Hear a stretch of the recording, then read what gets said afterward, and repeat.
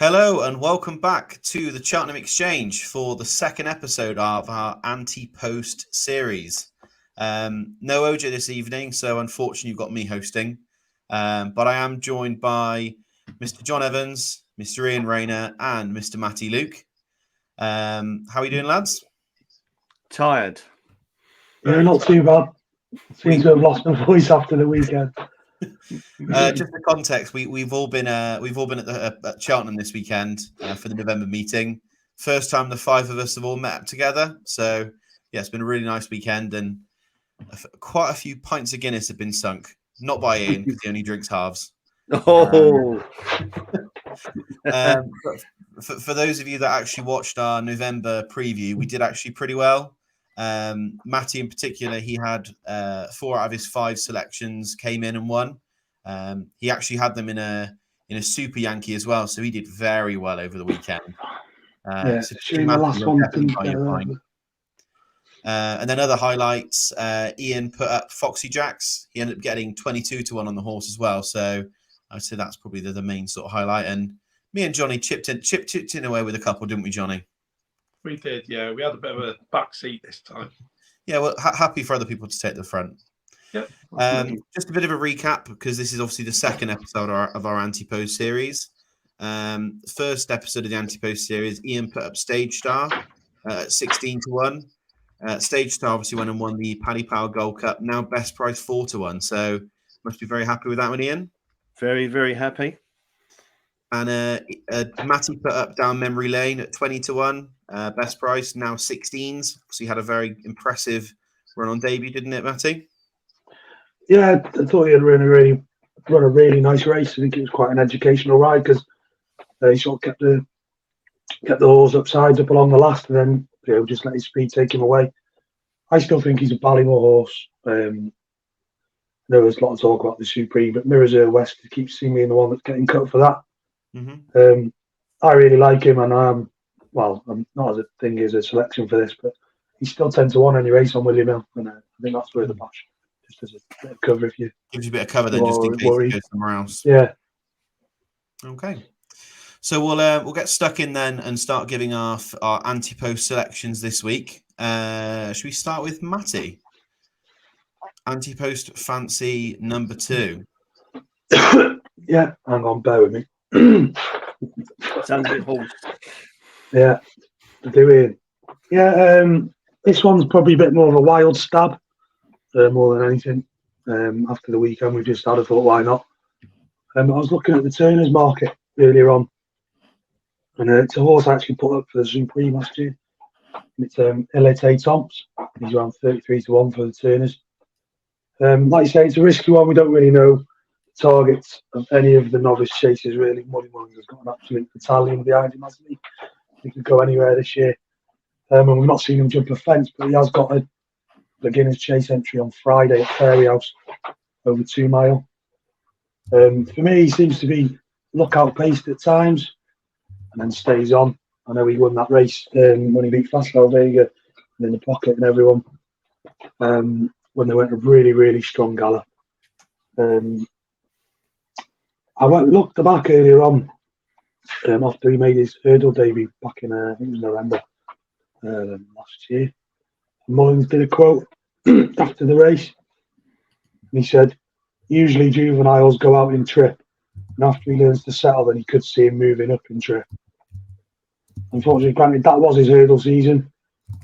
I could see it happening and let him take on different horses instead of being in the Arkle with Marine National and Fast Vega. Fast Vega obviously looks the yard's main choice for the Arkle. As I said, 33-1. I don't mind having a poke before he makes his chase debut and see which way they go. So I've had £20 on a win only bet, and I don't really go each way much on Ante Post betting. So yeah, I've had a stab at 33-1 for the Turners. Ante Post.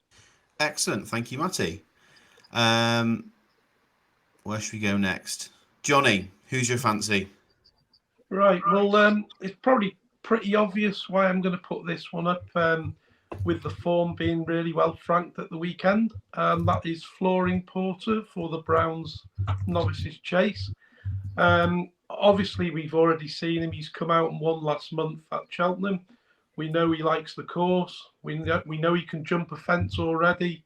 We know he's alive and well. And the form was obviously franked by Broadway Boy in really good fashion at the weekend. So, I think he beat him fairly comfortably. He was sort of not ridden out properly. I think it was 2 and a bit lengths in the end, but I think it was more like a 4 or 5 length win, really. He was a bit hands and heels over the last sort of the closing yards. We know this is going to be his target. So, he'll be coming here barring any mishaps. If you look at his hurdles form, keep going on about things like this, but he was rated 164 over hurdles back in his day over hurdles. He's still 156 over hurdles, which is better than probably the majority of those in the market below him. I personally think he should be favourite for the race. Obviously, you've got Gaelic Warrior favourite. We don't know if he can jump. We're not sure what he's going to be like yet. There's been rumours and about him staying over hurdles. Then he said they're going chasing with him, and we just don't know what's gonna happen with him, do we? So, Stay Away Phase also come out and done well first time out. I do think he looks more of a national hunt chase horse, to be perfectly honest. But whether Paul Nicholls goes that way, I don't know. But I think that's the one he'd probably have a better chance of winning the way he went last time. So I think Flooring Porters generally 10 to 1. I think you can get a bit of 12s with 365, but 10 to 1 generally. I think that's a solid win bet, knowing what he's done so far and knowing that his form's been franked. I think that's like a decent one to get in the book at this stage. Excellent, thank you, Jonny. And that actually links in nicely to my selection this week, which is the horse that finished second to him at Cheltenham and won this time. Is a Broadway Boy, currently best price at 33 to 1 at Paddy Power. I know you mentioned that race when he was second behind Flooring Porter before, but when he was beaten 2.5 lengths and he was giving away £5, he won't be giving away £5 next time. Particularly at the festival. He's a very progressive horse, isn't he? I mean, last 4 or 5 races, his Racing Post ratings increased every time. So March market raise in 124, April at Cheltenham 131, then 143, 146, and most recently 153. So clearly he's a horse on the up. He's only 5, so he's entitled to keep improving as well. I mean, at 25 to 1, 25, 33 to 1, 25, I think most places, I think you get 33s at Paddy's. I think that's a fair price. And they've won this race before with Black Lion, the Twiston Davises. I think after the race, Willie Twiston Davis said that this is probably going to be what they'll look for. Whereas I think other people may think National Hunt Chase, but I think at 33 to 1, I'm happy to take a chance that he'll keep improving and clearly likes Cheltenham. So that's where I'm gonna put my bet on. Broadway Boy, Brown Advisory Chase at 33 to 1.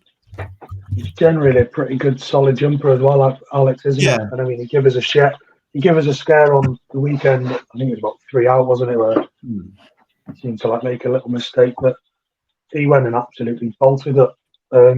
I think you've got, like both of you, the form line's probably pretty decent. I was hoping that they were going to sort of keep Broadway Boy back for a handicap. He's absolutely blown that chance now, hasn't he? The horses he beat on Saturday, 2 of them he beat by 20 lengths, and they're sort of mid 130s, mid to high 130s horses. And then who's that dog? The Henderson dog, Mr. Coffee. He's a 140 something, he beat 30 lengths, didn't he? So his mark's going to shoot up. He's got no chance of doing a handicap now, really. So, yeah, Broadway Boy for me. Ian, what's the elite tip this time on the Ante Post? Well, I'm sorry to say, Alex, I've gone safe this time round, but I think there's a reason behind it. Okay. It's she's currently 7-2, and it's Allegory Devassi for the Mayor's Chase. She won last time out at Clonmelton in the form round with Instit, I think her name is. And Instit had previously beat her before, just after Punchestown. I think it was Ferry House. It came quite quick after Cheltenham. I think it was only about 2 or 3 weeks after.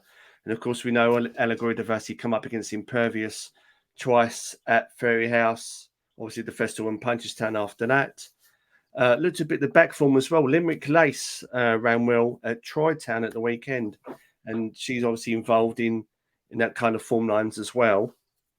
Now, with regards to the betting itself, this is one of the main reasons why I think you should back her now at 7-2, because I think as soon as some of these others come out, I think her price is going to collapse. You look at Moscada, for instance. Allegory Devassi beat Moscada. It sounds like she's going to stay over 2 miles. I believe it's been confirmed in the Racing Post stable tour for Henry de Bromhead. We should mention Impervious. She's still in the betting. There is a possibility she is currently injured. She may be out for the season. She's got an injured front joint. And you look at who else we've got in there. Dino Blue, won at Nace recently, won the Barberstown Chase. I still think she's better running over 2 mile. I know she's ran over hurdles at 2 mile 4, but it was quite some time ago, April 22. Not run over since. And you've got Love Envoy in the betting. I'm sure she's staying over hurdles. Gala de Lato is 5th in the betting. She's running over 3 mile. And you obviously got Instit and Limerick Lace around about the same price. So I believe she's the right favourite. And I think once all these others come out, I honestly wouldn't be surprised come the festival. She's odds on or even money. But Allegory Devassi for me, Mare's Chase. Very nice. Thank you, Ian. So that's Ilite Tomp for Matty.